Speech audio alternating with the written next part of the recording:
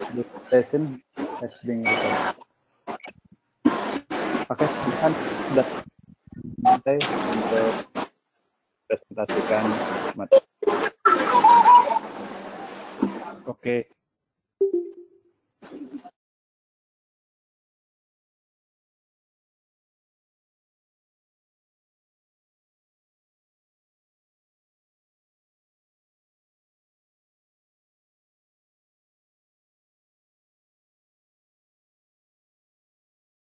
Oke Mas, dinyalakan dulu ininya. Tadi saya mute semua karena agak berisik. Sudah? Sudah nyala? Oke, sudah nyala. Silakan dimulai Mas. Oke, terima kasih. Baik.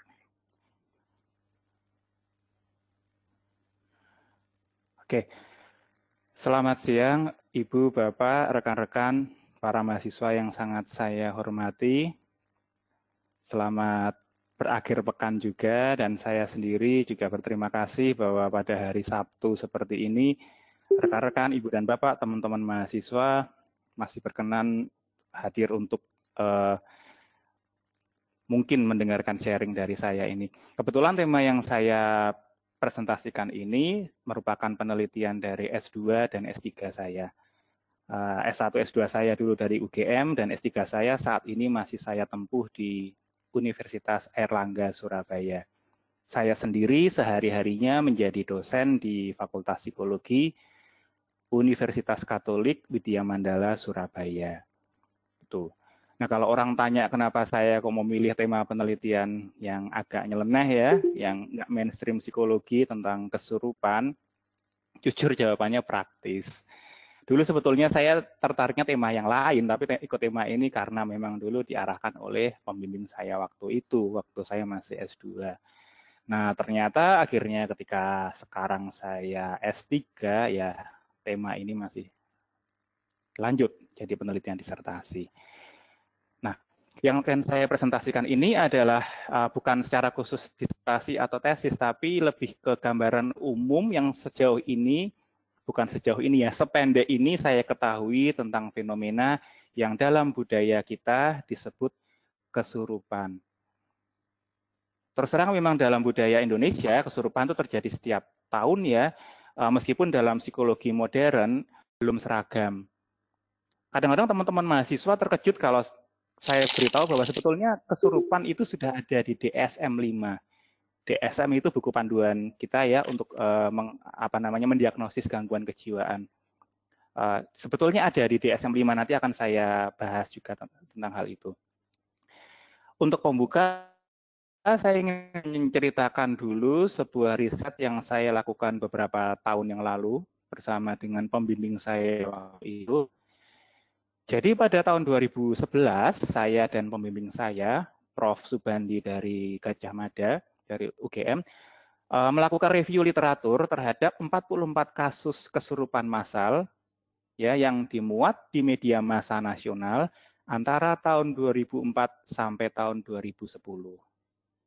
Begitu. Nah, kami menemukan bahwa dari 44 kasus yang dimuat di media massa nasional ini, ternyata ada pola-pola yang menarik. Gitu ya. Nah, pola-polanya seperti apa? Pertama, kami mendapati bahwa 66% kasus itu ternyata terjadinya antara bulan Januari sampai Maret. Itu yang pertama. Sisanya mengelompok di bulan Oktober dan November. Di bulan Agustus dan Juli sedikit sekali. Tuh. Kemudian yang kedua, ini menarik juga, kami mendapati bahwa mayoritas kasus kesurupan itu terjadi pada hari Senin atau mengelompok di seputar ujian sekolah. Kenapa kok hari Senin?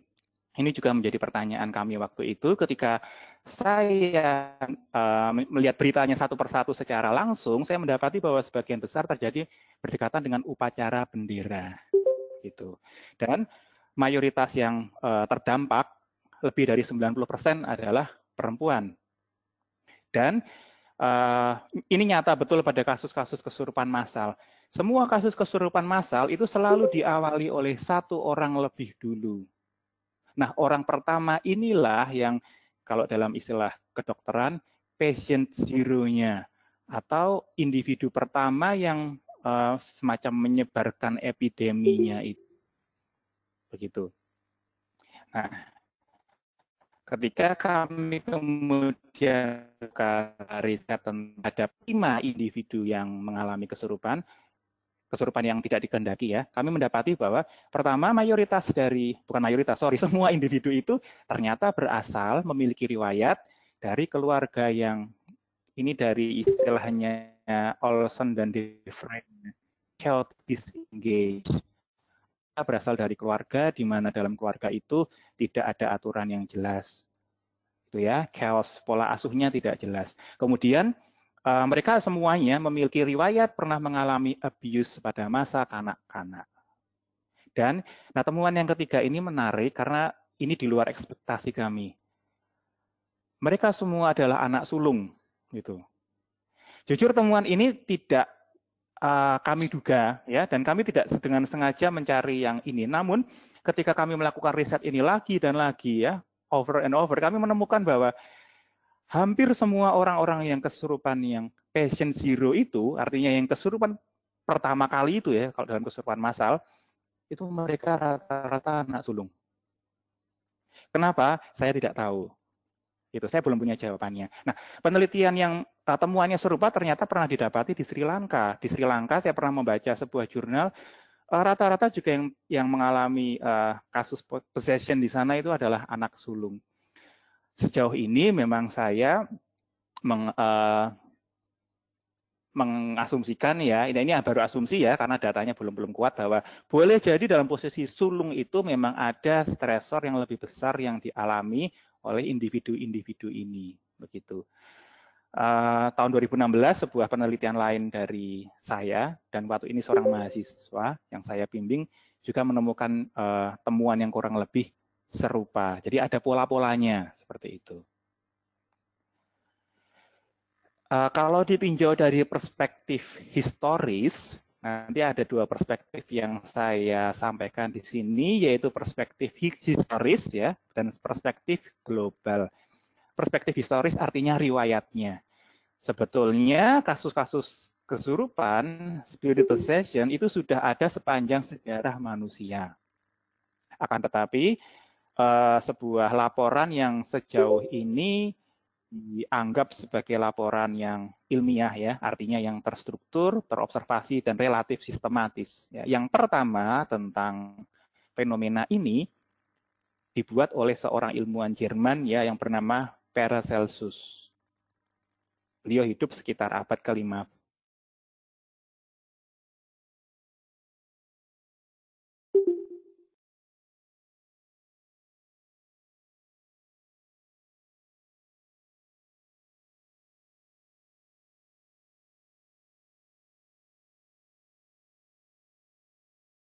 Serang Eropa.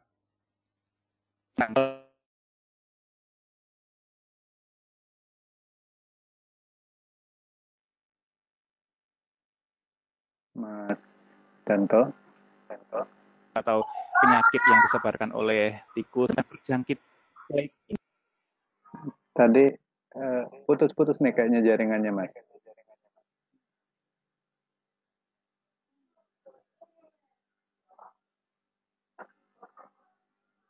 Oke.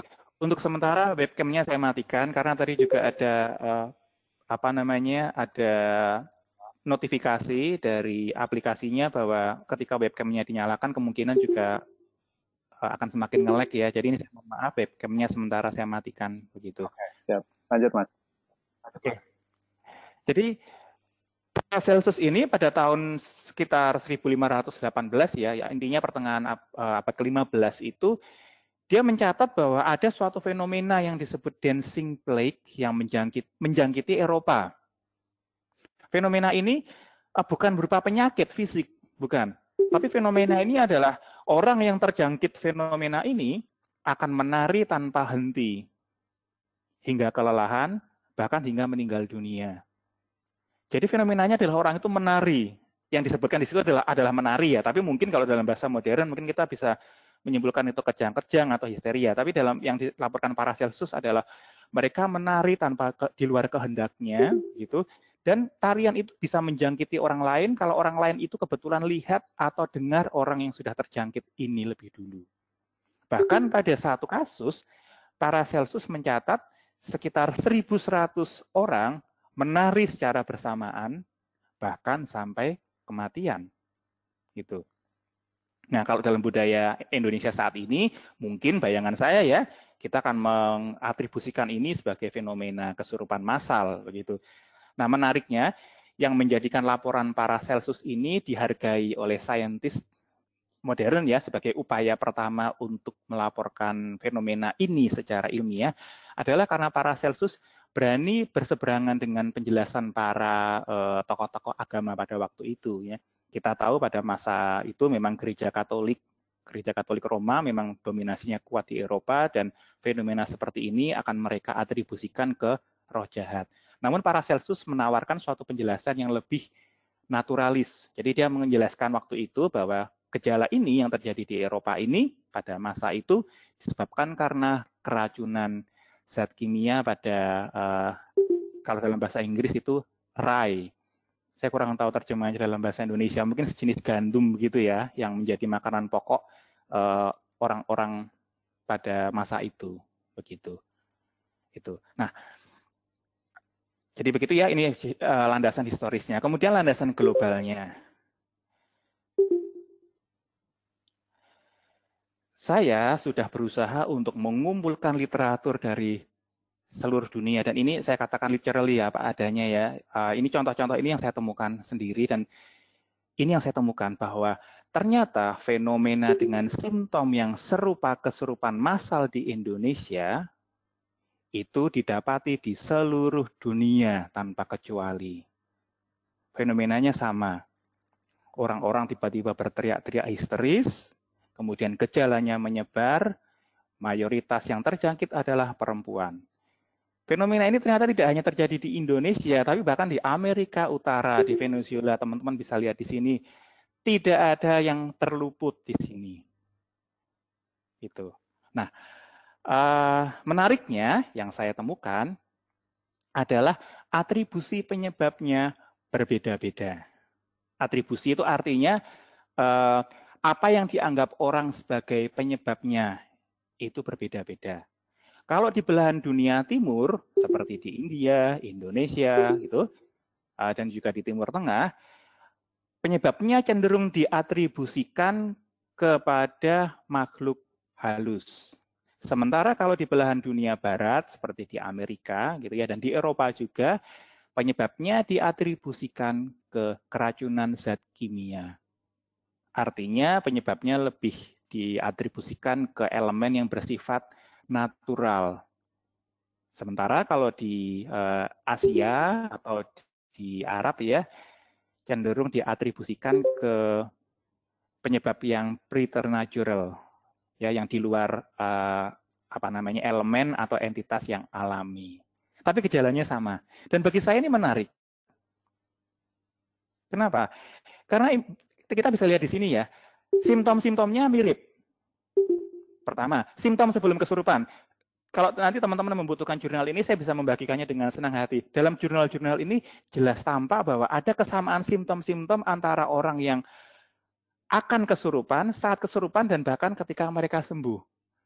Meskipun orang-orang itu meyakini penyebabnya berbeda-beda, tapi simptomnya sama. Contoh, sebelum kesurupan, orang-orang akan cenderung merasa kepalanya pusing, seperti masuk angin, keringat dingin, merasa mau muntah. Itu dilaporkan di Hong Kong, di Jepang, di Indonesia, di Amerika, di Italia, di India.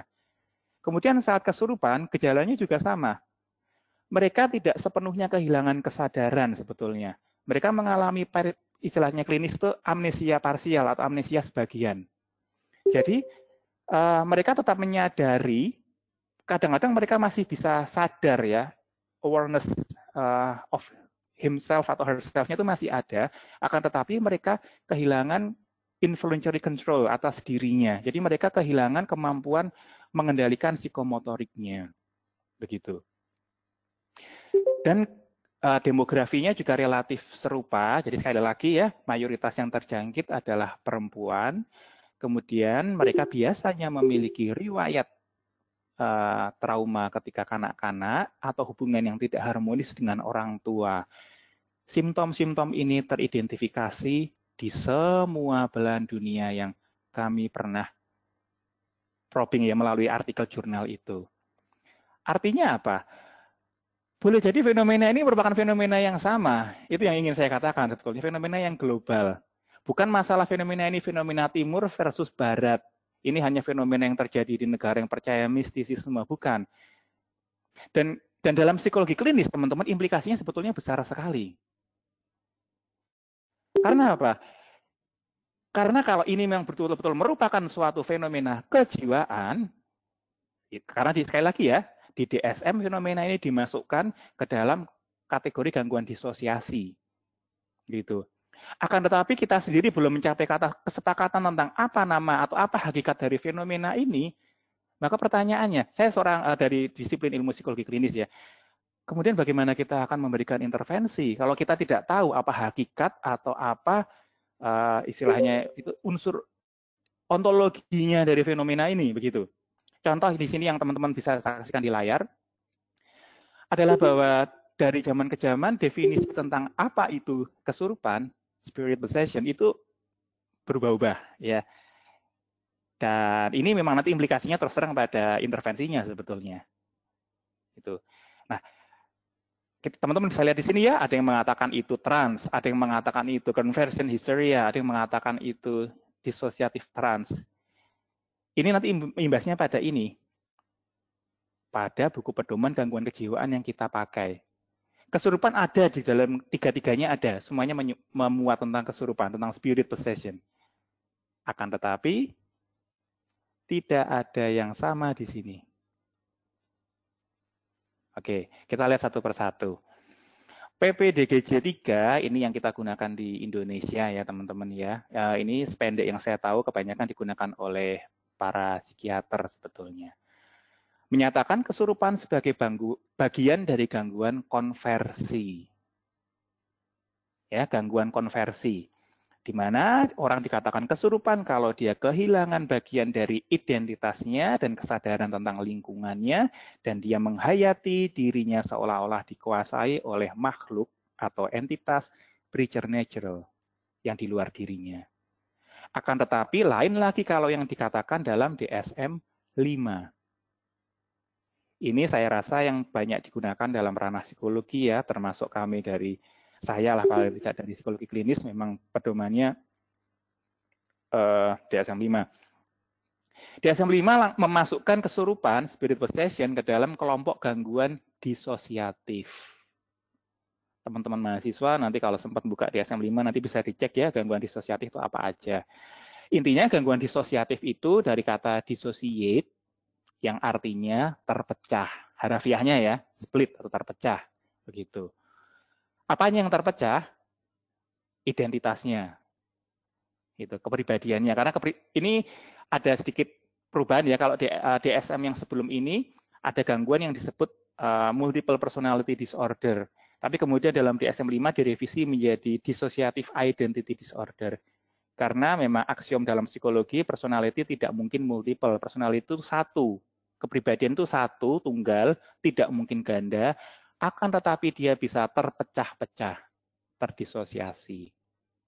Kalau teman-teman pernah nonton film Split ya, film Hollywood itu memang film yang fiksi tentu saja, akan tetapi film itu memang menggambarkan itu gangguan disosiatif identitas.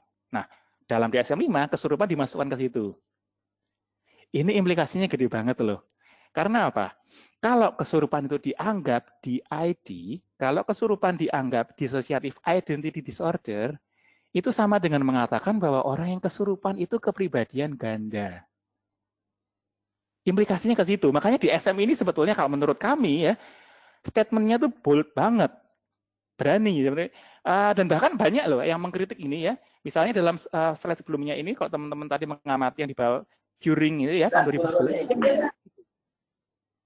Dia mengkritik pengkategorisasian kesurupan dalam DSM 5.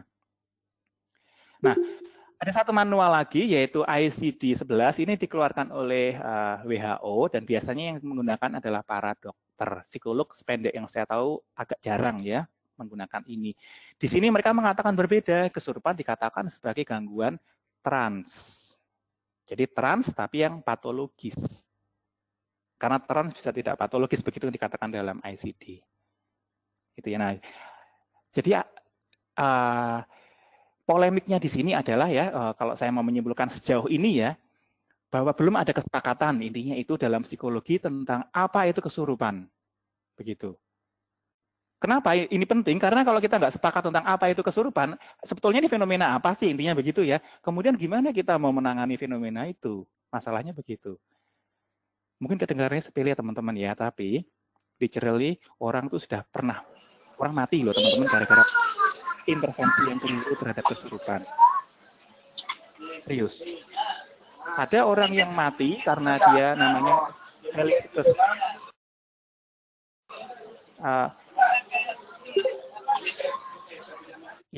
Felicitas Goodman ya. Dia mati ketika dieksorsis. Dia orang Jerman yang mati karena keracunan zat yang diberikan psikiaternya dan karena mengalami abuse ya dalam proses pengusiran setan itu terjadi. Kemudian di Afrika ada kisah orang yang mati karena dia diikat supaya rohnya keluar. Dan di Indonesia sendiri saya menjumpai anekdot ada seorang asisten rumah tangga ya yang waktu itu kesurupan, kemudian mohon maaf ini ya oleh penyembuhnya yang kebetulan seorang ustadz begitu, berusaha disembuhkan dengan dahinya ditempelin anduk yang panas. Argumennya adalah supaya itu jinnya keluar begitu. Ya tidak keluar-keluar gitu ya, orangnya tetap histeris dan sebagainya. Kemudian datanglah psikiater waktu itu, Pak Dadang Hawari. Oleh Pak Dadang ini disuntik diazepam, obat tidur gitu ya, dan nggak berapa lama betul si asisten ini tidur. Setelah asistennya pulih, terjaga, diinterview oleh sang psikiater dan terungkap bahwa asisten ini ternyata hendak dijual oleh kerabatnya human trafficking ya, sebagai wanita tunas, sebagai prostitut ya ke sebuah daerah di Malaysia sana itu.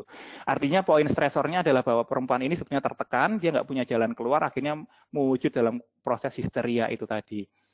Itu. Namun karena masyarakat tidak mengerti, ya semua proses yang histeria atau apalah namanya, bisa jadi trans, bisa jadi kepribadian ganda, itu semua dilabeli kesurupan dan dipaksakan disembuhkan dengan cara itu tadi yang kadang dipukuli kan. Orang-orang yang pernah mengalami kesurupan tahu penderitaannya seperti apa. Saya sendiri terus terang tidak pernah mengalami kesurupan, tapi saya terus terang pernah berjumpa dengan mereka-mereka itu ya, para survivor itu, dan yang mereka katakan adalah adanya humiliation, adalah penghinaan, adalah rasa sakit, adanya rasa malu. Sehingga meskipun segmen ini kecil, tapi dalam psikologi klinis bagi saya ada tanggung jawab juga untuk mengeksplorasi sebetulnya apa sih fenomena yang kita hadapi ini. Begitu. Nah, saya lanjut ke slide berikutnya. Ini penelitian yang saya lakukan belum lama ini tahun 2018 dengan hibah dikti. Jadi waktu itu saya dan dengan tim ya melakukan pengambilan data terhadap 55 individu yang terdiri dari 49 orang di Sumatera Utara dan 6 di Jawa Tengah. Yang kesemuanya mengalami kesurupan yang patologis. Artinya kesurupan yang tidak dikehendaki seperti itu ya, dan yang membuat dirinya merasa malu. Rata-rata usianya adalah teman-teman bisa lihat di layar 14 tahun. Perbandingannya laki-lakinya 13, perempuannya 42. Saya menggunakan instrumen DDIS, DSM-5, Dissociative Disorder Interview Schedule. Alat ukurnya seperti ini. Jadi ini sebetulnya kalau disebut alat ukur bukan kurang tepat ya. Ini sebetulnya adalah pedoman wawancara yang terstandarisasi. Dibuat oleh seorang psikiater, Colin Ross, dan ini sudah mendapatkan izin dari beliau ya. DDS ini simple. Jadi kami mengadministrasikan ini kepada klien atau orang yang mengalami fenomena disosiasi itu, dan klien tinggal menjawab iya atau tidak. Jadi ini sifatnya bukan self-report, bukan seperti skala atau kuesioner, bukan. Ini adalah pedoman interview yang kami tanyakan langsung kepada orang yang sudah pulih ya tentunya ya dari kondisi kesurupan, dan mereka tinggal menjawab iya atau tidak aja. Ya tentu kami tidak memberikan dalam bahasa Inggris, kami sudah menerjemahkan ke dalam bahasa Indonesia. dengan melibatkan sejumlah pakar ya tentu saja secara back translate dan sebagainya, intinya prosedurnya sudah terstandar dengan izin dari Cornel Ross.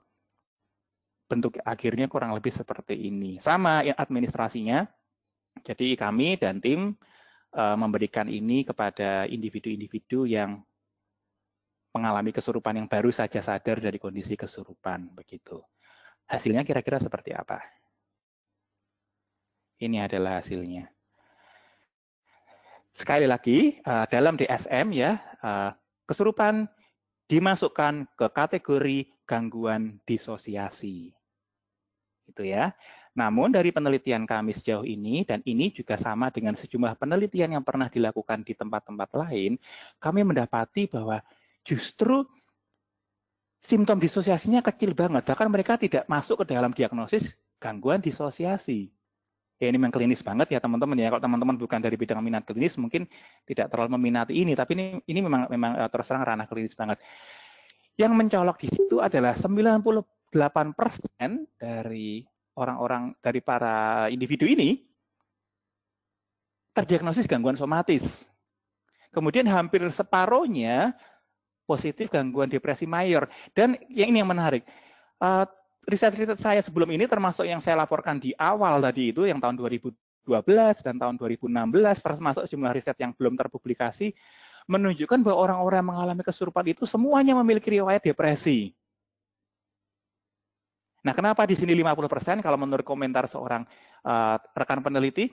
Bisa jadi juga karena mayoritas dari mereka yang kami teliti ini masih remaja sehingga mungkin belum bisa masuk kategori depresi yang untuk adult ya, untuk orang dewasa. Tapi teman ini mencolok ya bahwa ini boleh jadi fenomena depresi misalnya begitu. 70% ya, sekitar 69% mengalami gangguan trans, dan ini juga temuan yang menurut kami menarik dan penting, 47% mengalami gangguan borderline. Maksudnya apa teman-teman dari sejauh ini? Bisa jadi bahwa yang kita sebut kesurupan itu mungkin adalah sebetulnya nggak bisa semata-mata dikategorikan sebagai gangguan disosiasi. Bisa jadi ini depresi, bisa jadi ini trans, bisa jadi ini borderline.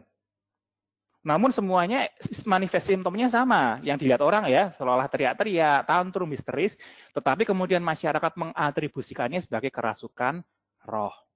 Atau kalau di barat sana, keracunan zat kimia. Seperti yang dilaporkan Bartolomeo dan Sirois ya, mereka melaporkan bahwa kalau di Amerika, omong di Amerika kesurupan massal terjadi hampir setiap tahun loh. Di SMA-nya mungkin kita nggak pernah dengar ya, tapi iya itu terjadi. Dan mereka selalu melaporkannya ke ini karena keracunan radiasi, keracunan zat kimia. Padahal gejalanya ya, saya baca laporan yang detail itu sama persis dengan kesurupan di Indonesia, persis sama. Atribusinya berbeda. Nah boleh jadi yang disebut kesurupan itu tidak sesederhana yang dilaporkan.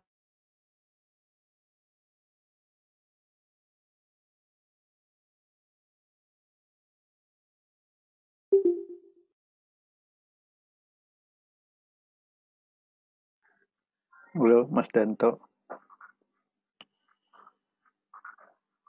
Suaranya tak terdengar. Boleh jadi sih, sementara yang itu jadi nggak bisa. Mas Danto. Bahwa semuanya mungkin misalnya mengalami gangguan identitas disosiatif.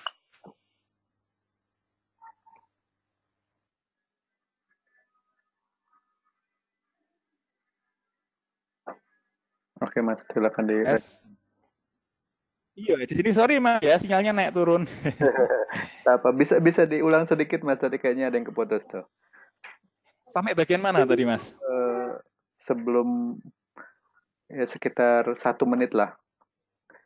1 menit terakhir. Oke, baik. Review sekilas dari slide ini ya. Mohon maaf kalau ini tadi saya sampaikan karena saya nggak tahu tadi kapan terpotongnya. Jadi bisa jadi kesurupan itu tidak sesederhana kita sekedar bilang, oh ini gangguan disosiatif.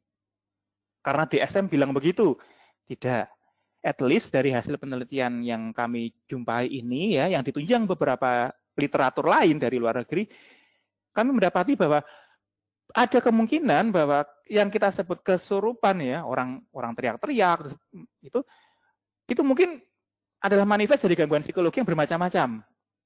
Bisa jadi ini depresi, bisa jadi yang itu borderline. Tidak semuanya disosiatif. Kenapa ini penting? Karena treatment terhadap gangguan depresi memang sudah pasti tidak sama dengan misalnya treatment terhadap gangguan borderline.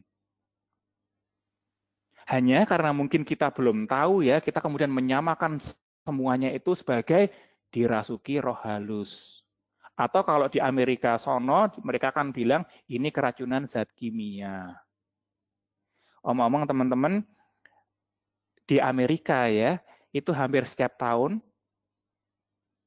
kasus yang kalau di negara kita disebut kesurupan ya, itu terjadi juga di sana loh, di SMA-SMA. Saya punya catatannya. Dan kalau saya membaca detil laporannya itu yang di Amerika itu ya, itu persis dengan kasus kesurupan di negara kita. Perempuan, siswi perempuan itu tiba-tiba kejang-kejang, kemudian gejalanya menyebar, satu kelas kena semua, sekolah jadi panik. Hanya bedanya cuma satu, kalau di Amerika sono orang bilangnya itu keracunan radiasi atau itu keracunan zat kimia. Nah, kalau di Indonesia kita bilang itu kemasukan makhluk halus. Tapi poinnya adalah ini bukan fenomena yang hanya terjadi di Indonesia, ini sebenarnya terjadi di mana-mana. Begitu. Nah, kembali ke hasil riset saya ini, ketika kami mencoba untuk membreakdown simptom-simptom ini menjadi lebih detail, gitu ya, sesuai dengan pedoman DDIS itu tadi, kami mendapati hasil seperti ini. Jadi tadi kan ada gangguan somatis gitu ya, gangguan depresi, gangguan borderline, itu nanti masih ada simptom-simptom yang lebih detail lagi. Kami mengatur skor cut-off-nya ya, artinya skor yang minimal yang paling kecil itu kami atur 50%, artinya yang di bawah 50% tidak kami sertakan. Hasilnya adalah pada tabel yang teman-teman bisa lihat di layar. Hasil ini sejauh ini mengindikasikan bahwa fenomena yang di Indonesia disebut kesurupan boleh jadi merupakan overlap atau tumpang tindih dari berbagai fenomena kejiwaan yang tidak bisa disederhanakan semudah kita mengatakan, oh kalau menurut DSM ini fenomena disosiasi. Oh, kalau menurut PPDGJ, ini histeria konversi. Itu terlalu menyederhanakan dan bisa membahayakan orang yang hendak kita tolong. Itu. Nah,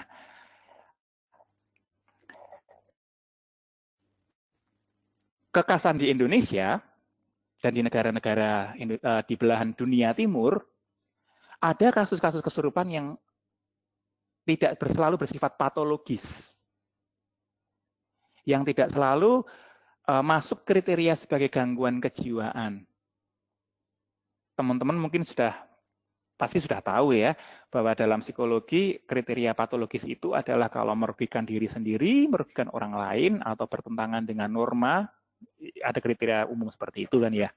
Nah, ada kasus kesurupan di Asia khususnya ya, yang berbeda dari norma abnormal itu. Pertama, ada kasus kesurupan yang sifatnya volunter atau disengaja. Misalnya kalau di Indonesia kita tahu ada kesurupan dalam praktik tari kuda lumping, tari jaranan, tari jatilan kalau di Jawa Tengah. Kalau di Jawa Timur ada jaranan, bantengan, kebo-keboan gitu, itu semuanya melibatkan kesurupan. Dan semuanya terjadi secara disengaja. Nah, apakah yang seperti ini bisa digolongkan patologis? Kalau menurut pedoman DSM, tidak. DSM menyatakan bahwa kesurupan yang sesuai dengan budaya atau agama tidak bisa dianggap sebagai patologis. Demikian juga kasus kesurupan yang sifatnya ego-syntonic atau yang menguntungkan, menguatkan ego orang itu juga tidak bisa dianggap patologis. Kok kesurupan bisa menguatkan ego? Maksudnya gimana? Contoh penari tari kuda lumping. Semakin dia kesurupan, semakin besar rezekinya. Ya, karena memang itu atraksi yang ditunggu-tunggu orang. Artinya kesurupan itu bagi dia ego-syntonic karena ya memang dia pengen, dia perlu. Semakin dia kesurupan, masyarakat akan semakin kagum gitu ya, semakin semakin betah nonton atraksi dia gitu. Ini juga menurut DSM tidak bisa digolongkan sebagai fenomena yang patologis. Akan tetapi, ya tetap ada akan tetapinya. Bahkan dalam populasi-populasi yang itu pun ya yang menurut DSM kesurupannya itu sebetulnya normal, ternyata tetap ada orang yang kemudian kesurupannya menjadi tidak terkendali. Dan ini nyaris luput dari penelitian. Ada orang-orang yang penari jatilan ya, yang ketika sudah sampai misalnya tahun keempat atau tahun kelima tidak lagi mampu mengontrol kesurupannya. Sehingga dia bisa kesurupan kapanpun, bahkan di luar pentas.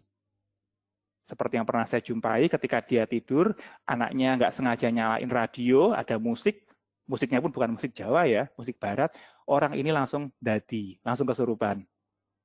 Ini sudah patologis, karena involunter, karena tidak dia kehendaki. Nah, orang-orang ini kasihan teman-teman ya, kenapa? Karena pertama, dalam DSM mereka tidak dikategorikan patologis ya, karena toh kesurupan mereka kan dianggap bagian dari tarian, bagian dari budaya, ya bagian dari praktek yang oleh budaya diperbolehkan begitu. Sehingga kadang-kadang mereka terlewat dari kacamata psikologi klinis. Padahal nyatanya mereka sendiri juga ngalamin kesurupan yang patologis juga. Dan kalau mereka sudah kesurupannya tidak terkendali gitu, otomatis sudah ego distonik, bukan ego saintonik lagi. Mereka sudah malu. Mereka malu kalau kelihatan sudah kayak orang nggak benar gitu ya itu.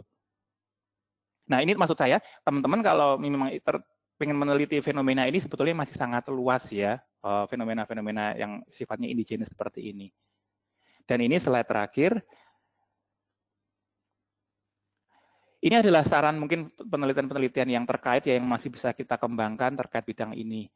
Khususnya dalam kebudayaan Jawa, ya saya mengatakan karena saya sendiri adalah orang Jawa ya, jadi saya mengatakan dalam kebudayaan Jawa karena memang kebudayaan ini yang sejauh ini saya akrabi dan saya pahami begitu. Dalam kebudayaan Jawa, gangguan mental itu merupakan isu yang sensitif dan istilahnya multi layer atau berlapis-lapis. Taunya dari mana? Kita gampang, kita tinggal lihat istilahnya aja. Dalam bahasa Jawa, ya, teman-teman yang paham bahasa Jawa mungkin bisa mengerti yang saya sampaikan nanti ini. Ada beragam istilah untuk menyebut gangguan mental. Apa misalnya? Kentir, gendeng, ya, gemblung, koclok, apalagi sedeng, strep, miring, bla bla bla banyak banget. Coba lihat dalam bahasa Inggris dan dalam bahasa Indonesia. Banyak nggak kata-kata yang menggambarkan gangguan jiwa? Dalam bahasa Inggris apa misalnya? Crazy, lunatic, apa? Loon, deranged mungkin. Apalagi? Nggak banyak. Apalagi bahasa Indonesia? Gila. Apa? Kurang waras mungkin. Gangguan mental mungkin. Tetap nggak sebanyak istilah dalam bahasa Jawa. Nah, apa artinya ini? Budaya Jawa sepertinya memiliki berbagai macam mekanisme pertahanan untuk mengelola gangguan mental. Dan boleh jadi kesurupan itu merupakan mekanisme budaya untuk mengelola stigma khususnya ya terhadap penderita gangguan mental.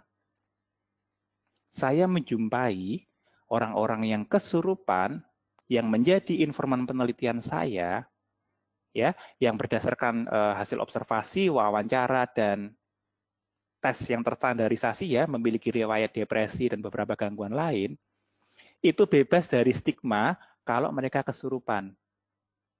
Karena apa? Masyarakat akan bilang, oh orang ini gini, orang ini teriak-teriak, orang ini marah-marah, orang ini omongannya kasar, itu karena makhluk halus. Itu ulah makhluk, bukan orangnya sendiri. Kesurupan itu melindungi mereka dari stigma. Mereka tidak akan dicap gila, gendeng, kentir, gemblung, koclok, dan sebagainya. Yang disalahkan adalah makhluknya. Itu. Nah, ada juga ya teman-teman, ini masih terkait dengan budaya Jawa ya, kesembuhan-kesembuhan dalam budaya Jawa yang berbeda dari teori-teori Barat. Contohnya, Prof. Subandi, ini pembimbing saya dulu ketika S2 dulu, menemukan bahwa di beberapa daerah di Jawa Tengah, gangguan psikotik ya, yang sangat menyerupai skizofrenia, itu bisa sembuh. Ini sangat berbeda dari persepsi Barat ya. Dalam aksioma Barat ada kata-kata yang terkenal ya, bahwa kalau sampai seorang skizofrenia sembuh, kesimpulannya cuma satu, diagnosismu berarti salah. Itu dalam ilmu kejiwaan Barat itu diktumnya seperti itu. Karena skizofrenia itu tidak mungkin sembuh. Itu kalau persepsi itu kalau menurut literatur Barat seperti itu. Nyatanya Prof. Subandi menemukan bahwa ternyata ada orang-orang yang simptomnya itu skizofrenia di Indonesia nyatanya sembuh. Nah, yang ingin saya sampaikan di sini dan ini kaitannya dengan kesurupan ya, adalah bahwa boleh jadi kesurupan itu merupakan rangkaian dinamika mekanisme budaya ya untuk melindungi orang, membentengi orang dari stigma.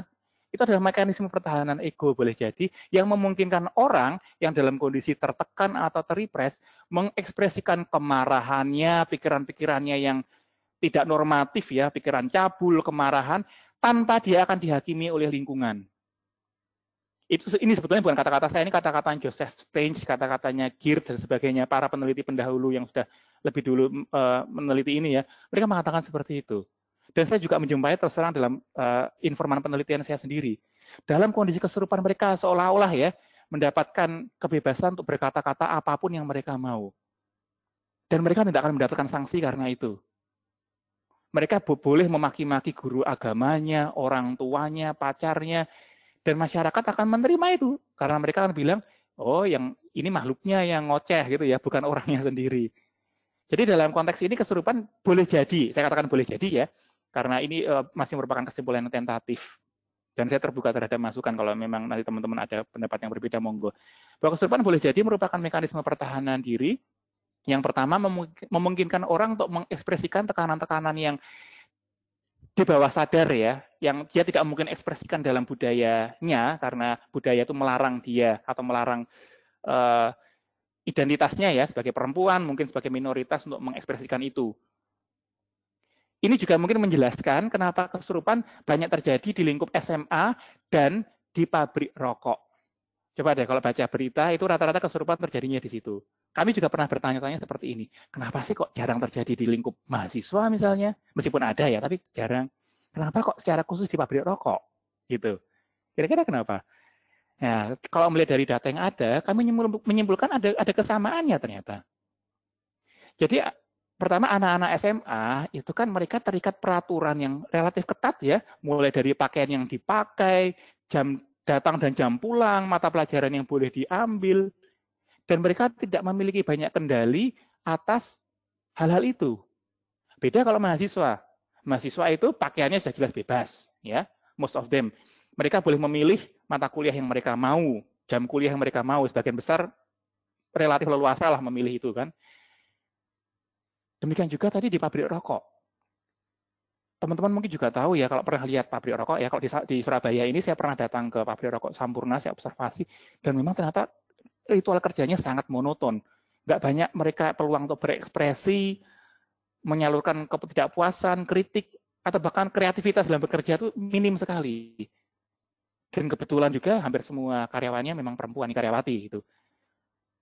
Boleh jadi dalam kultur yang seperti itu, yang banyak kekangan seperti itu, stres yang itu akan terus-menerus ditekan. Padahal ya, stres itu kan harus diekspresikan. Ibaratnya kita merebus air, kalau semua lubangnya, outlet uapnya itu kita tutup, ya lama-lama teko itu bisa meledak. Ini juga yang ditemukan oleh seorang peneliti profesor dari Israel ya, dia bernama sebentar saya ingat namanya, Eli Sommer. Dia adalah profesor psikologi klinis yang mendedikasikan karirnya meneliti fenomena kesurupan, hanya memang terbatas di lingkup Timur Tengah. Dia meneliti fenomena tari Stambali. Tari Stambali itu adalah sebuah tarian di Tunisia yang semua penarinya perempuan. Teman-teman tahu pasti ya, Tunisia itu negara yang syariat Islamnya juga ketat ya. Nah, menariknya dalam tari Stambali, para penarinya itu boleh berkata-kata cabul, boleh merobek-robek bajunya sampai bahkan hampir telanjang. Mereka nggak akan kena sanksi apa-apa. Mereka boleh mengkritik pemuka-pemuka agama, boleh mengkritik siapapun. Karena apa? Atribusinya adalah ke makhluk halus. Kesurupan yang mereka alami memberikan mereka privilege, ya, kalau saya boleh pakai istilah itu, untuk bisa mengekspresikan tekanan-tekanan yang normally nggak bisa mereka keluarkan karena lingkungan tidak mengizinkan mereka untuk melakukan itu. Nah, teman-teman, dengan ini saya mengakhiri presentasi saya, dan apa yang ingin saya sampaikan ke teman-teman di sini adalah bahwa pertama, sebagai kesimpulan, mungkin ada tanya jawab, diskusi atau saran kritik, monggo, bahwa sejauh ini penelitian saya yang masih relatif terbatas menunjukkan bahwa kesurupan, at least ya most of them ya, not all of them, bukan semuanya, itu merupakan fenomena yang melibatkan elemen psikofisiologis. Mayoritas yang mengalami perempuan dengan pola yang relatif dapat diprediksi, itu, dan simptom-simptomnya overlap antara beberapa gangguan kejiwaan sekaligus, tidak hanya gangguan disosiasi. Itu. Dan saya perlu menambahkan di sini ya, saya itu bukannya, dan mohon jangan dianggap ya, saya itu tidak percaya makhluk halus, sama sekali enggak loh. Saya sama sekali tidak menafikan adanya makhluk halus. Bukan itu yang saya sampaikan. Saya juga percaya betul dalam ajaran agama saya bahwa makhluk-makhluk preternatural itu dan supernatural itu betul-betul ada. Hanya, dan ini yang mungkin boleh saya sampaikan ya, kalau saya boleh bertitip pesan, janganlah semua fenomena kesurupan itu digebiah uyah bahwa semuanya pasti makhluk halus. Karena bukan begitu. Temuan saya sendiri, teman-teman ya, saya juga perlu menyampaikan ini, bahwa nyatanya ketika intervensi yang berbasis religius diberikan, seringkali justru membuat kondisi orang itu semakin buruk. Saya perlu menyampaikan ini karena itu hasil yang saya temukan juga. Saya mendapati itu dalam riset di Sumatera Utara. Kebetulan, ya ini saya cerita sedikit ya, supaya teman-teman tahu ya, bahwa ini saya nggak ngasal ngomong. Waktu itu kebetulan SMP yang kesurupan itu, meskipun itu SMP negeri, tapi mayoritas beragama Kristiani. Karena ini memang di sebuah daerah yang mayoritas penduduknya lebih banyak yang Kristen, begitu ya. Saya menyaksikan sendiri ketika kesurupan massal itu terjadi, saya ada di sana, di tengah-tengah mereka, orang teriak-teriak, saya betul-betul ada di sana. Dan saya mengobservasi, mencatat, sambil sembari berusaha menolong semampu saya. Nah ini saya tamati. Ada seorang cewek yang teriak-teriak begitu ya, dan ada temennya yang masuk begitu, karena ini Kristen ya, dia membawa Alkitab, membawa salib, dia teriak-teriak, pergi kau setan, pergi kau roh jahat, pergi kau begitu. Orang itu makin teriak-teriak nggak karu-karuan. Gitu ya. Apa yang diteriakkan orang ini? Aku benci kalian, aku benci kamu, kamu menyakiti aku benci guru, aku benci teman semua kalian. Dan dia dengan kata-kata yang sangat kasar ya, nggak mungkin saya sampaikan di sini. Saya seperti itu sempat agak bingung apa yang harus kami lakukan. Namun salah seorang rekan kami, ya dia sudah tua ya, bijaksana ya, dia psikolog klinis yang sudah senior. Dia memeluk anak itu, cewek ini, dan berkata, kami minta maaf. Maafkan kami nak, maafkan kami menyakiti kamu. Bapak ini melakukan teknik psikodrama ya, jadi dia mewakili teman-temannya minta maaf kepada anak ini. Karena memang anak ini, itu sebetulnya riwayatnya dia sering banget dibully sama teman-temannya, karena dia berasal dari luar daerah itu, logatnya aneh, kulitnya berbeda dari teman-temannya, dan dia sering banget diejek cewek ini. Apa yang terjadi ketika dipeluk seperti itu, cewek ini menangis, dan kesurupannya berakhir, dia sadar kembali. Itu. Ada satu lagi, ada cewek yang teriak-teriak, panas itu ya. Nah, pikiran saya waktu ini, wah ini harus dengan pendekatan humanistik mungkin, atau jangan ini makhluk halus gitu kan ya. Ternyata apa teman-teman? Itu dia kesurupan loh ya, dia nggak sadar loh ya, dia teriak panas gitu ya. Gitu. Ternyata kenapa? Ternyata tuh dia tuh diolesi teman-temannya dengan balsem. Teman-temannya itu berusaha menyembuhkan dia dengan balsem. Dia teriak panas. Sembuhnya gimana? Kebetulan waktu itu kami ada asisten juga ya, asisten mahasiswa yang kami ikutkan juga ke sana gitu. Kebetulan mahasiswa ini memang tampangnya kayak opa-opa Korea ya, putih, ganteng gitu ya. Ini dia memeluk si cewek itu dari belakang gitu kan, untuk maksudnya untuk nopang dia supaya nggak jatuh. Itu saya lihat sendiri, cewek itu kemudian kaget dan noleh ke belakang gitu dan ngelihat opa ganteng yang meluk dia itu gitu kan ya. Kemudian cewek ini matanya ngeliat saya gitu. Terus tiba-tiba blek gitu ya, tidur. Nggak berapa lama dia bangun. Nah, yang ingin saya sampaikan di sini adalah teman-teman, kasus kesurupan yang kami jumpai di daerah itu ya, itu saya yakin itu lebih ke arah fenomena kejiwaan. Gitu. Dan yang ingin saya sampaikan di sini adalah kalau memang fenomena itu kejiwaan, ya tolong kita berikan intervensi yang sifatnya kejiwaan.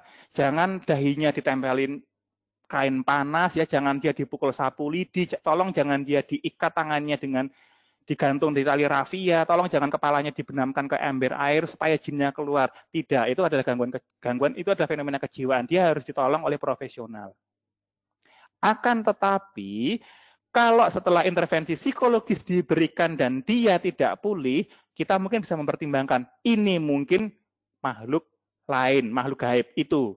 Baru kemudian kita panggil pemuka agama, ustadz mungkin melakukan ruqyah, pendeta mungkin melakukan doa pembebasan, atau pastor imam ya mungkin melakukan romo, mungkin melakukan eksorsisme.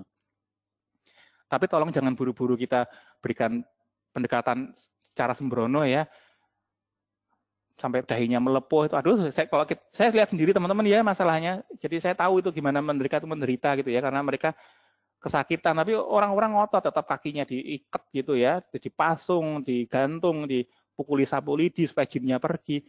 Aduh, tolong mereka mengalami gangguan ya, jangan dibegitukan. Gitu. Oke teman-teman, dari saya itu dulu. Mohon maaf kalau saya bicaranya mungkin kurang jelas, kurang enak didengar. Saya betul-betul mohon maaf. Saya bukan pembicara publik yang baik. Seandainya ada komentar, feedback atau diskusi, monggo silakan, saya terbuka. Dan nanti setelah ini saya kembalikan ke pengelola konsorsium ya, ke Bu Rido atau mungkin ke Pak Suban untuk mengakhiri. Jadi narasi dari saya akhiri sampai di sini. Terima kasih telah mendengarkan, dan sekali lagi saya mohon maaf kalau ada tutur kata, perilaku yang tidak berkenan. Terima kasih. Oke, terima kasih banyak Mas Danto untuk presentasinya, menarik dan luar biasa. Baik, rekan-rekan yang lain, di sini bukan cuma mahasiswa loh Mas, ada dosen-dosen dari kampus-kampus yang lain, mungkin dari nama-namanya. Silakan kalau ada pertanyaan, ada komen bisa lewat chat. Ini Mas Ridoy, Mas Danto, nanti kalau ada yang nanya via chat silakan.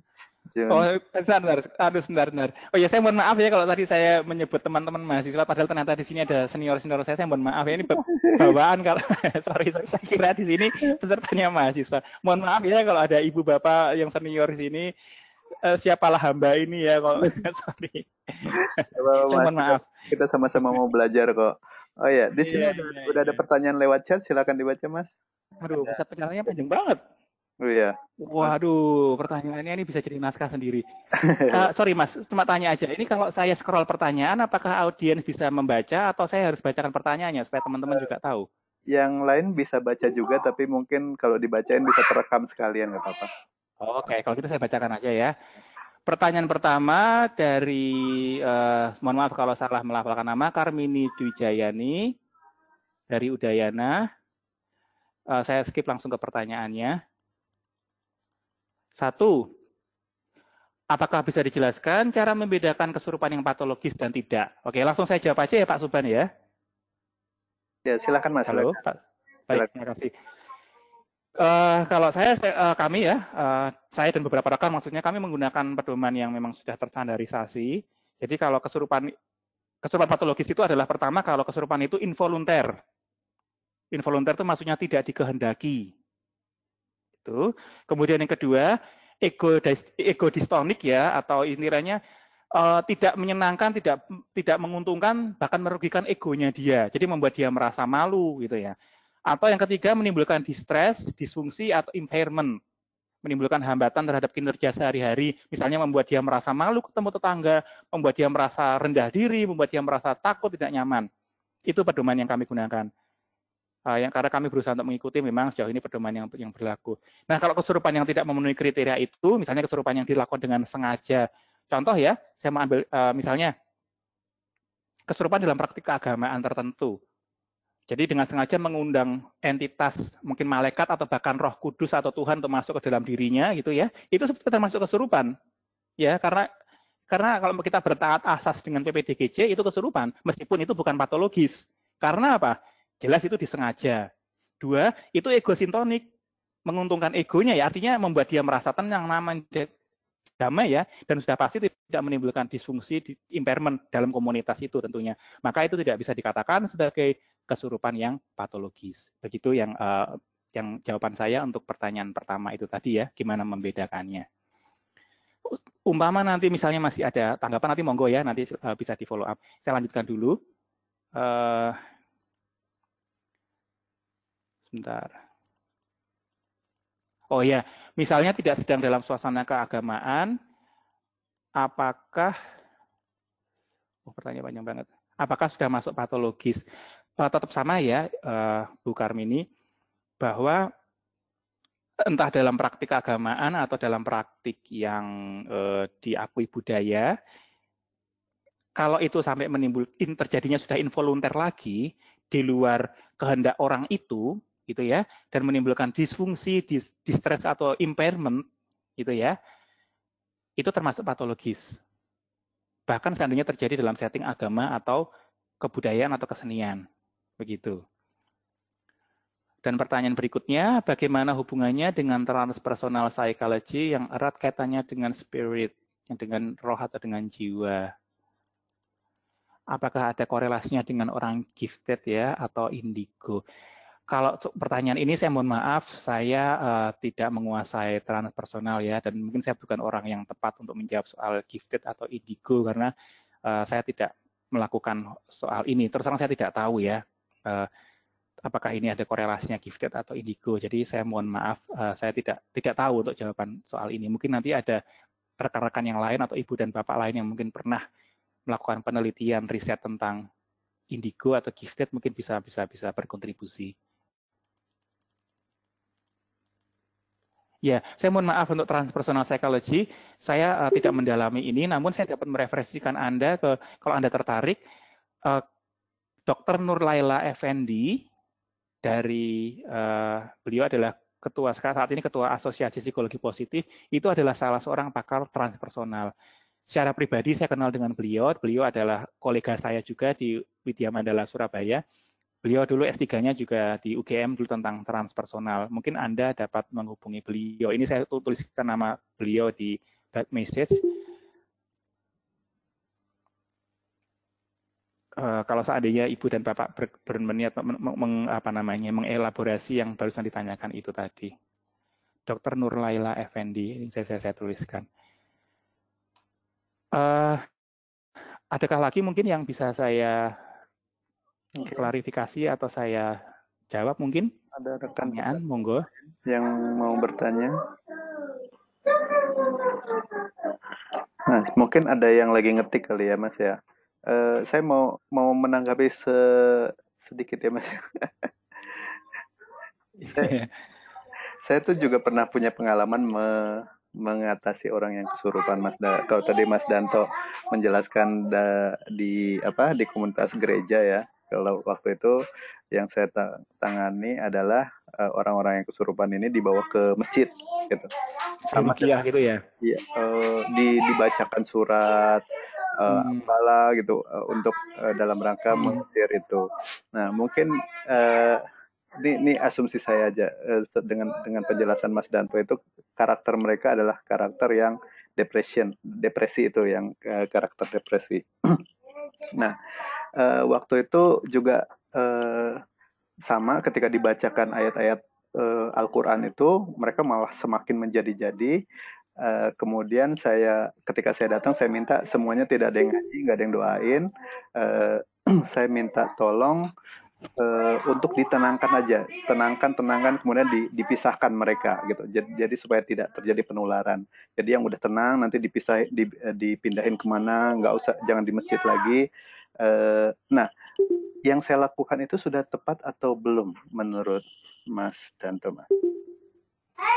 Ya, sebetulnya saya tidak terlalu berani mengatakan tepat atau tidak ya, Mas, karena saya tidak hadir di situ ya, tidak tahu juga orangnya. Tetapi kalau yang bisa saya katakan di sini ya, sependek yang saya tahu dari penelitian dari literatur yang sudah kami lakukan, kalau memang orang-orang itu tidak merespon pendekatan yang berbasis keagamaan, boleh jadi itu fenomena kejiwaan, gitu ya. Dan kalau itu memang fenomena kejiwaan yang Pak Subhan lakukan, theoretically sudah tepat, gitu. Gini, kalau itu memang fenomena kejiwaan ya, meskipun mereka teriak-teriak guling-guling ya, seandainya misalnya itu di sebelahnya itu gunung meletus atau rumah kebakaran tuh, mereka tuh akan langsung lari juga kok. Itu benar. Itu. Jadi bahkan ekstrimnya ya, ini kalau memang yang kejiwaan ya, dalam kondisi kesurupan begitu, dibiarin aja, diisolasi aja gitu, nanti sadar sendiri. Saya sudah beberapa kali soalnya ketemu yang seperti itu ya, kadang kita peluk, itu saja saya nggak pernah yang membiarkan orang kesurupan jerit-jerit sampai bangun, enggak. Tapi kadang saya pegang kepalanya, saya belai rambutnya gitu ya, saya tenangkan, itu mereka tenang kok. Ya, kita kasih permen, mereka yang permennya dimakan gitu ya, mungkin teriak-teriak gitu, begitu kasih permen, ini ada permen, ya dimakan, terus matanya mulai ada sinar gitu ya, mulai aware gitu, terus kita aja omong-omong, kita kasih teh hangat itu, sudah bisa pulih kembali itu.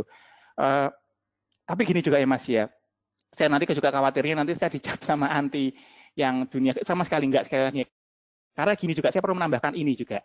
Saya pernah melihat rekaman video ya orang yang dalam kondisi kesurupan sedang dieksorsis, itu kakinya ngangkat melayang dari tanah. Jadi orang itu levitasi, orang kesurupan itu. Saya nonton sendiri. Itu saya sampai merinding. Itu sudah pasti bukan gangguan kejiwaan. Itu mungkin memang fenomena preternatural di luar kemampuan kita. Kalau yang seperti itu memang itu adalah ranahnya para rohaniwan, para ahli-ahli agama, para tokoh-tokoh agama. Bukan ranah dari praktisi kesehatan mental, sudah bukan. Saya pernah bertemu seorang pastor ya yang ketika melakukan eksorsisme, ya karena pastor ya, dia kan membawa salib begitu. Ketika salib dari perunggu itu dihadapkan kepada orang yang kesurupan itu, salib itu sampai melengkung ke belakang. Jadi karena seperti ada daya yang nggak kelihatan gitu yang membuat salib yang dipegang pastor itu sampai melekuk gagang-gagangnya itu ke belakang tanpa disentuh sama sekali. Itu juga bukan fenomena kejiwaan. Kejiwaan, spirit manusia nggak bisa melakukan hal seperti itu. Itu sudah entitas preternatural. Artinya yang seperti itu juga ada. Hanya mungkin jumlahnya tidak banyak. Yang mungkin lebih banyak terjadi adalah yang fenomenanya kejiwaan. Kemudian ini, Mas, ini ada pertanyaan dari Korea Rahmi Khairunisa dari Universitas Yarsi angkatan 2017.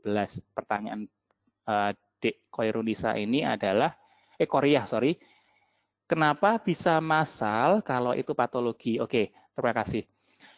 Jadi kesurupan massal itu sejauh yang saya, sependek ya, saya tidak berani bilang sejauh, sependek yang saya ketahui adalah selalu diawali satu orang lebih dulu. Ketika saya dan waktu itu Prof. Subandi mengkaji 44 kasus kesurupan itu ya, semua kesurupan massal itu selalu bisa dilacak ke orang pertama. Dan bahkan kami waktu itu mencoba menemukan orang pertamanya siapa, karena orang pertama ini yang sebetulnya gangguan kejiwaannya yang termasuk itu ya, misalnya depresi, yang intinya paling serius begitu. Nah, kenapa menyebar? Kenapanya itu mekanisme yang dalam psikologi hanya bisa dijelaskan misalnya dengan istilah, tapi kita nggak bisa bilang fenomenanya begini-begini karena mungkin masih di luar skop pengetahuan saat ini. Dalam psikologi itu disebut histeria konversi.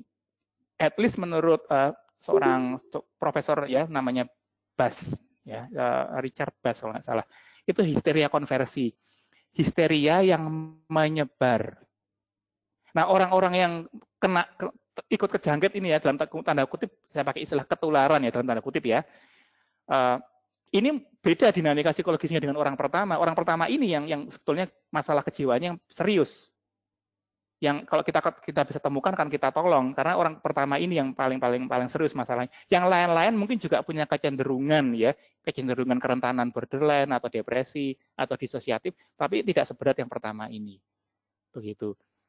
Saya cerita sedikit, ada sebuah eksperimen di New York, ada tadi di daftar pustaka tadi, teman-teman nanti mungkin kalau slide-nya ini bisa boleh dibagi, monggo nanti.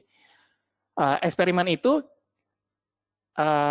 menempatkan subjeknya di sebuah katedral di New York ya, dan apa tuh namanya, para subjeknya itu sedang menonton sebuah konser musik klasik, gitu ya. Dan di tengah-tengah pertunjukan konser musik klasik itu, yang pastinya ya para audiens kan menyimak dengan sungguh-sungguh kan ya, para peneliti dengan sengaja memperdengarkan lolongan serigala. Gitu. Dan ternyata apa yang terjadi, beberapa peserta kemudian tiba-tiba berdiri dan meraung seperti serigala. Nah, kalau penelitinya waktu itu menyimpulkan bahwa ini fenomena induksi psikologi. Itu menurut mereka itu menjelaskan kenapa fenomena histeria ya, atau kesurupan itu ya bisa nyebar karena induksi. Orang bisa tersugesti ya, terinduksi. Induksi itu mungkin kalau sebab agak susah terjemahkan ya.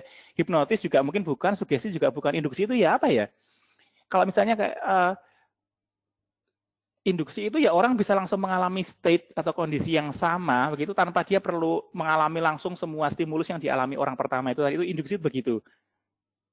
Ini kebetulan saya dari keyakinan Kristiani ya, meskipun saya sendiri terus terang dalam penelitian ini saya hijrah ke banyak komunitas beragama ya untuk melihat dari segi agama itu seperti apa. Jadi saya meninggalkan keagamaan saya sendiri dan saya memang petualangan ke sini dari gereja, bahkan kadang-kadang ke pura saya lakukan juga ke masjid untuk melihat kira-kira kalau dalam saudara-saudara saya yang keyakinan lain itu gimana menangani ini. Nah kebetulan saya pernah datang ke keyakinan yang karismatik model Pantekosta begitu ya, yang melibatkan bahasa roh gitu. Bahasa roh itu kondisi di mana orang meyakini bahwa dirinya dirasuki Roh Kudus, ya, kalau dalam bahasa Ilham Rohul Kudus ya, Roh Tuhan begitu, dan dalam kondisi itu dia bisa berbahasa roh, dia bisa berbahasa malaikat seperti itu kurang lebihnya. Nah, saya mengamati itu ketika itu terjadi diawali oleh pemimpinnya lebih dulu pasti.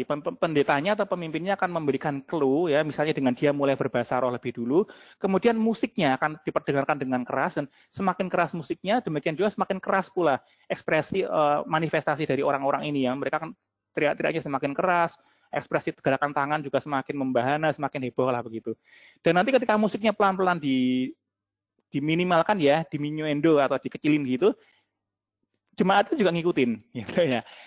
Nah, tanpa bermaksud sama sekali mengurangi kesakralan fenomena ini, saya mohon maaf kepada teman-teman yang Pantekosta, tapi saya mendapati serupa juga terjadi dalam budaya Jawa, dalam orang-orang yang dadi, yang kesurupan misalnya dalam pentas kuda lumping, sama. Pawangnya kan mulai dengan lebih dulu, kemudian gamelannya makin keras, dan orang-orang yang dadinya juga semakin heboh mengikuti gamelan makin keras itu. Dan nanti ketika gamelannya pelan-pelan, suaranya memudar, orang-orang ini juga memudar. Nah, itu juga bisa menjelaskan kenapa kesurupan massal itu terjadi ya, itu fenomena induksi, jadi nyebar fenomenanya. Dan sangat dipengaruhi makin banyak orang yang teriak-teriak gitu, makin mudah orang itu terinduksi, merasa takut, merasa cemas gitu. Makanya kalau terjadi kesurupan, langkah pertama kita yang urgen adalah mengisolasi orang gitu yang kesurupan itu supaya nggak kelihatan. Saya melakukan itu terus terang ketika di Sumatera Utara dan itu berhasil. Itu. Maksud saya ketika hari pertama kesurupan itu 55 orang yang kesurupan ya, 49 sorry. Tapi ketika pada hari yang keberapa itu ya, ketika kami di sana itu, ketika sudah orang pertama ada ambruk ya kesurupan itu, saya dan tim langsung mengisolasi mereka, meminta semua orang di situ untuk keluar ruangan, dan kami betul-betul menutup jendela dan pintu supaya orang lain nggak lihat, nggak dengar. Pada hari terakhir itu yang kesurupan 12 orang. Dari awalnya sekitar 50, 40, 60, 70. Pada hari terakhir itu ketika kami menerapkan metode isolasi hanya 12 orang. Hanya dalam tanda kutip ya. Hanya 12 orang yang kesurupan. Artinya kesurupan massal itu menyebar melalui mekanisme memang penglihatan, pendengaran, mungkin mekanismenya adalah induksi, dan menyebar dari orang pertama, dari patient zero-nya, dan orang pertama itu yang memang mengalami kondisi yang patologis, menyebarnya melalui mekanisme konversi. Tetapi detailnya psikodinamiknya konversi bagaimana, saya belum bisa menjelaskan, saya belum tahu seperti apa. Begitu untuk Mbak Korea. Adakah lagi mungkin?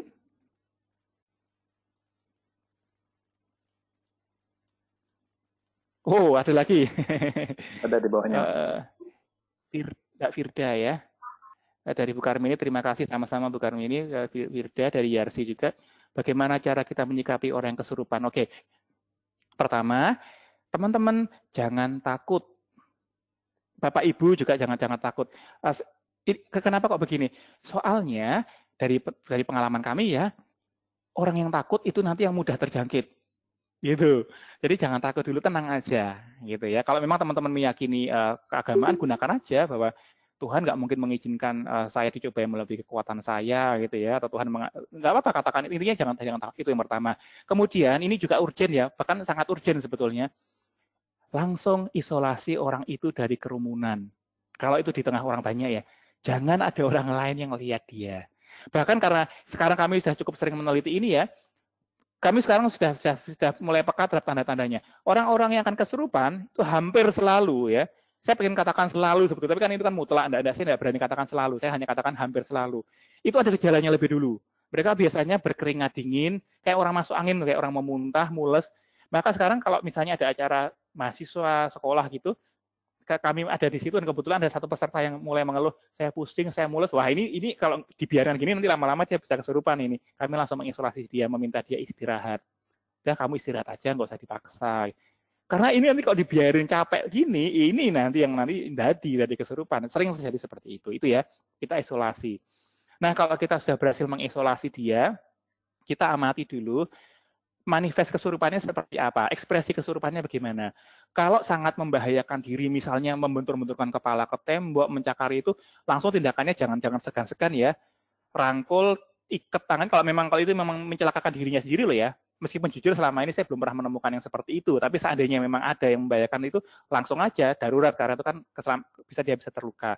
Tapi kalau sejauh masih yang relatif umum ya, dia teriak-teriak, nangis, bahkan maki-maki, tenang aja, nggak apa-apa. Duduk aja di situ tenang, coba diajak ngobrol seperti biasa. Jangan kita memperlakukan dia seolah-olah itu jin. Misalnya kita memanggil dia dengan sebutan Mbah gitu ya. Sebut aja namanya dia. Misalnya namanya, ya mohon maaf ya, misalnya namanya Anita gitu ya. Ini mohon maaf kalau ada yang namanya Anita ya, nyuruh sewu ya, mohon maaf ya. Mbak Anita, gimana nih sekarang rasanya? Mbak Anita sudah makan belum? Apapun nggak masalah, intinya Anda ngobrol-ngobrol dengan dia aja. Kalau memang Anda posisi gender agama Anda tidak melarang Anda untuk memeluk dia, peluklah dia nggak apa-apa, peluk, tenangkan belai kepalanya ya. Kalau orang Jawa bilang diisi-isi itu nggak apa-apa. Saya mendapati bahwa ketika saya melakukan ini itu sering mereka kemudian ekspresinya jadi lepas, mereka nangis, ya katarsis ya, yang beban itu seolah keluar semua dan sudah sadar, sudah bobol semua dalam tangisan itu ya. Nah, kalau setelah Anda coba tenangkan, ya, Anda coba ajak omong itu tidak merespon, bahkan muncul gejala-gejala tertentu yang misalnya ya, kalau dalam pedoman dari Vatikan itu dalam gereja Katolik bisa jelas ya, dia tiba-tiba berbahasa yang tidak dia kuasai sebelumnya, atau terjadi levitasi melayang itu tadi ya, atau muncul kekuatan yang di luar ranah kekuatan manusia normal, itu mungkin bukan fenomena kejiwaan.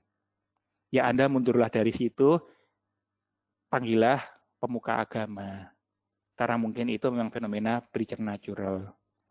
Begitu. Nah, Anda sendiri tentu saja juga sambil bisa berdoa dalam hati, karena yakin deh, meskipun Anda bukan pemuka agama ya, kalau Anda memanggil nama Tuhan ya, dan Anda sendiri tentu saja orang baik ya, saya percaya ya jin atau setan itu ya juga nggak akan ngapa-ngapain Anda kok.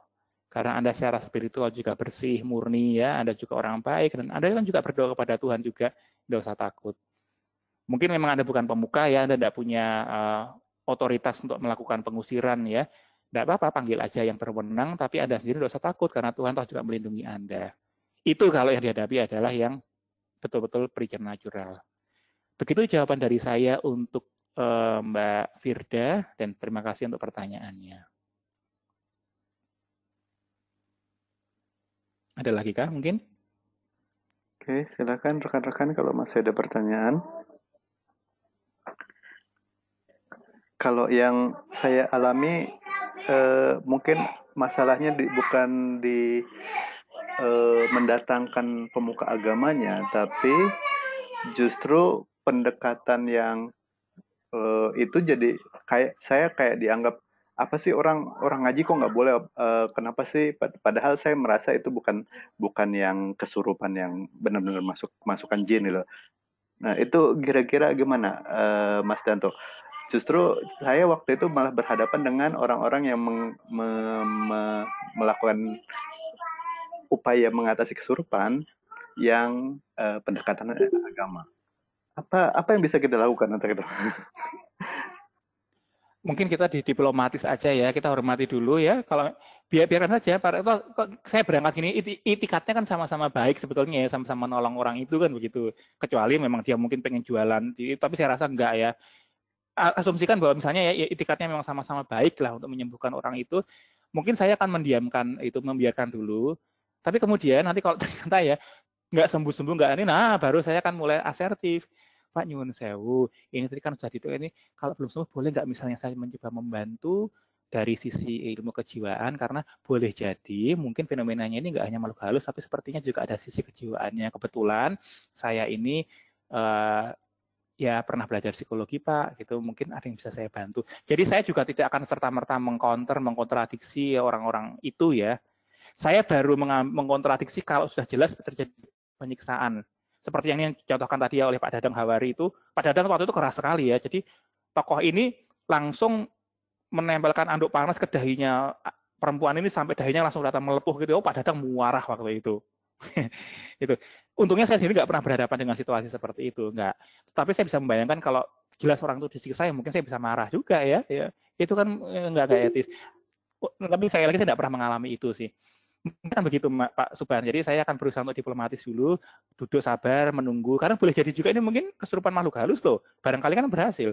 Tapi kalau ternyata nggak sembuh-sembuh juga, malah Pak makin menjadi-jadi, nah mungkin saya akan mencoba untuk menawarkan dulu jasa saya gitu ya. Ada yang mungkin bisa saya bantu, mungkin boleh saya ajak omong sebentar anak ini, atau mungkin dia ada masalah kejiwaan, gitu. Tentu dengan santun dan sabar. Tapi ya sebagaimana dalam kode etik psikologi kan kita tetap tidak bisa memaksa orang kan ya.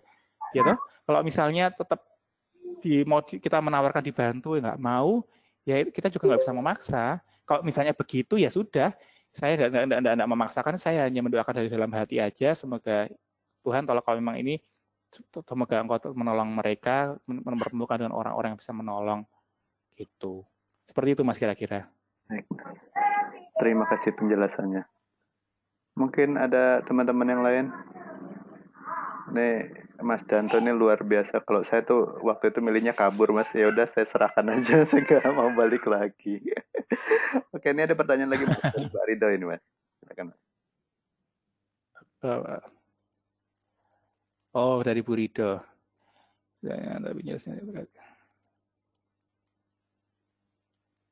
Ya, memang saya setuju. Tetap ilmu pengetahuan memiliki keterbatasan ya, dan sebetulnya ada penelitian psikologi, tadi nggak saya sampaikan di situ, yang pernah meneliti fenomena glossolalia atau speaking in tongues, bicara dalam bahasa roh itu ya. Dan ini memang mendapati bahwa waktu itu mereka melakukan profiling kondisi psikologisnya ya, dan bahwa ternyata orang-orang yang diteliti di Inggris itu oleh Mark Cartledge dan temannya saya lupa, yang mengalami kondisi bahasa roh itu ya, karismatik itu, mereka justru kepribadiannya sehat ya, well-being-nya tinggi. Artinya kesurupan kalau saya boleh pakai istilah kesurupan ya, itu jelas bukan suatu fenomena yang psikologis ya, dan memang mungkin juga nggak perlu dijelaskan secara kejiwaan, yang ngapain enggak, karena kita bahwa dampaknya bagus gitu. Dan omong-omong tentang bahasa roh ya, ini mohon maaf saya menggunakan bahasa seorang Kristiani ya. Ada seorang suster Katolik namanya Suster Immanuel gitu ya. Dia saksi mata dari sebuah kejadian yang beliau saksikan sendiri gitu. Jadi waktu itu ada seorang imam Katolik yang skeptis dengan bahasa roh gitu ya. Dan kemudian dia suster ini ya bukan nantang, tapi bilang aja, karena suster ini sangat percaya dengan bahasa roh ya, dengan karunia Roh Kudus itu ya. Romo kalau nggak percaya monggo datang aja ke kepribadian kami dan saksikan gitu aja. Susternya ini juga suster Katolik ya, tapi Katolik yang karismatik ya, yang mempraktikkan bahasa roh begitu. Romonya datang. Nah, udah. Dan ketika datang Romo itu kagetnya bukan main ketika sesi bahasa roh. Kenapa kok kaget? Romo ini adalah profesor bahasa Semit, bahasa Yahudi. Gitu ya. Dan kebetulan dia sedang menulis artikel tentang Maria, tentang Siti Maryam, gitu ya. Dan ada bagian tertentu dalam artikel itu yang dia masih blank, dia masih bingung. Ini mau diisi apa? Karena dia kekurangan insight di situ, kekurangan wawasan di situ. Yang bikin dia kaget setengah mati adalah dalam sesi bahasa roh itu, suster itu tiba-tiba berbahasa roh dalam bahasa Ibrani. Di ruangan itu nggak ada yang bisa bahasa Ibrani kecuali pastor itu. Susternya juga nggak bisa bahasa Ibrani, susternya itu bukan orang Yahudi, bukan orang Israel. Romonya karena kebetulan dia profesor bahasa Ibrani ya, profesor Semit ya, dia ngerti, satu-satunya ngerti cuma Romo. Dan lebih merinding lagi ya, yang diomongkan suster itu adalah apa yang merupakan materi yang dibutuhkan si Romo ini. Bagian artikelnya yang dia belum pahami itu dijelaskan suster itu dalam kondisi dia trans, kemasukan Roh Kudus. itu tidak bisa dijelaskan secara ilmiah dan menurut saya tidak perlu karena itu jelas fenomena yang supernatural, bukan lagi preternatural, itu sudah supernatural, fenomena ilahi. Begitu Bu Rido, jadi saya setuju memang dalam bahasa orang memang ada fenomena yang di atas itu tadi. Begitu. Ada lagi kah mungkin? Oke, baik. Masih ada teman-teman? Oh, ada tambahan dari Mbak Ridoy. Iya. Tiba-tiba berbahasa Cina. Ya itu maksud saya lebih ke kita harus hati-hati ya, tidak serta-merta kita sebagai, karena kita kan gimana pun juga kita akademisi atau orang yang pernah belajar. Maksud saya begini, sebaiknya kita mungkin menghindari sikap yang terlalu dogmatis ke satu sisi, entah kita terlalu religius, jadi semua peristiwa kita spiritualkan gitu ya, atau sebaliknya kita terlalu sains ya, terlalu kering sehingga kita sama sekali menyangkal sesuatu yang spiritual atau yang di luar hukum alam. Itu saya rasa juga dua sikap yang tidak bijaksana ya. Kalau dalam bahasa Latin itu kan virtus in medio stat ya, kebijaksanaan itu, orang bijaksana itu terletak di tengah-tengah. Jadi dia nggak ekstrim kiri, ekstrim kanan. Dia nggak religius banget sampai lupa daratan ya, sampai kakinya nggak ginjek bumi ya. Dan sebaliknya dia juga nggak terlalu logis ya, sampai dia menolak segala sesuatu yang sifatnya supranatural. Saya rasa itu juga bukan hal yang bijaksana begitu. Adakah lagi mungkin? Oke, masih adakah? Nggak ada ya? Oke, menarik Mas. Kayaknya sudah tidak ada pertanyaan lagi. Tapi presentasi yang menarik dari Mas Danto. Dan ini mungkin juga akhirnya mencerahkan banyak orang untuk tidak langsung menilai dari aspek religius semata, tapi juga perlu balance lah untuk melihat mana yang bernuansa religi dan mana yang kita bisa lihat dari sisi ilmiahnya. Oke, mungkin terakhir Mas Danto ada closing statement, ada simpulan akhirkah yang mau disampaikan? Terkait fenomena ini ya mungkin sumbangan dari penelitian psikologi saya rasa akan bisa memberikan lebih banyak insight ya, entah secara teoretik maupun dalam tataran praktis, misalnya tentang apa sebenarnya dimensi ontologi ya, dimensi substansinya kesurupan itu apa sih gitu ya. Sehingga kalau kita tahu itu, kita nanti bisa kemudian beranjak gimana kita mengintervensi itu. Ya sejauh ini yang kami ketahui dari jumlah riset yang masih terbatas adalah bahwa fenomena kesurupan memang bisa disebabkan karena makhluk halus, tapi lebih yang banyak lagi adalah fenomena kejiwaan. Itu ya yang harusnya diintervensi secara kejiwaan. Dan kalau memang kejiwaan, dia tidak bisa disederhanakan hanya semata-mata disosiasi, misalnya begitu ya. Karena sejauh ini riset yang kami lakukan menunjukkan adanya overlap dengan sejumlah gangguan yang lain, misalnya depresi atau gangguan borderline. Dan kalau misalnya ada kesurupan massal, temukan orang yang pertama kesurupan lebih dulu karena biasanya dia yang punya masalah yang paling berat, gitu ya. Dan untuk mencegah kesurupan, ya kalau orang sudah mulai capek, lesu gitu, mungkin sebaiknya dia minta istirahat aja. Dan kalau sudah terlanjur kesurupan, orang yang kesurupan itu diisolasi agar nggak kelihatan atau suaranya nggak kedengaran orang lain. Dan kita sendiri nggak usah takut, kita tenang aja, percaya aja kepada Tuhan, kepada kekuatan kita juga gitu. Seperti itu. Terima kasih semuanya, saya mohon maaf untuk salah-salahnya dan selamat berakhir pekan dan juga terima kasih ya Pak Supan, Bu Rido, Pak Eko atas kesempatan untuk berbagi di sini. Ya semoga materi ini mungkin ada manfaatnya untuk Ibu Bapak dan rekan-rekan semua. Terima kasih. Oke, terima kasih Mas Danto dan semua peserta seri kuliah psikologi Indonesia yang sudah hadir dalam pertemuan kali ini. Sekedar mengingatkan nanti kita ada pertemuan lagi hari Senin. Terima kasih banyak Mas Danto atas insight atas penjelasannya. Bagi saya sendiri saya merasa ada banyak manfaat dan kayaknya juga teman-teman yang lain juga merasa ini sangat bermanfaat. Oke, terima kasih untuk semuanya. Sampai jumpa. Saya log off dulu kalau gitu ya. Terima kasih semua. Selamat happy weekend. Ya, salam.